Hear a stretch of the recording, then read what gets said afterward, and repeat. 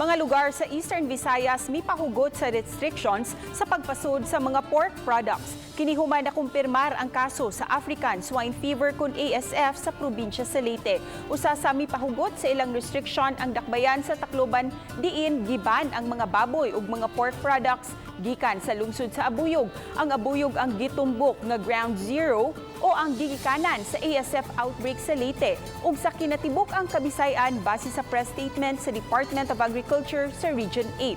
Ang unang kaso sa ASF nabantayan sa backyard farms sa kan o purong sa Buanga sa katapusang bahin sa 2020.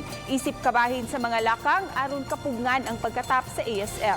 Mimando na si Abuyog Mayor Limuel Jean Traya nga wala ni baboy nga makasud ug ipagawas hangtod sa February 15. Dimando usab sa mayor ang depopulation o ang pagpatay sa mga baboy sa apektadong mga barangay ingon man sa mga baboy sud sa 500-meter radius. Samtang niadtong Lunes, 140 ka mga baboy gikan sa Mindanao nga dadon unta sa Manila ang gipugngan sa southern border sa Ormoc tungod sa border closure.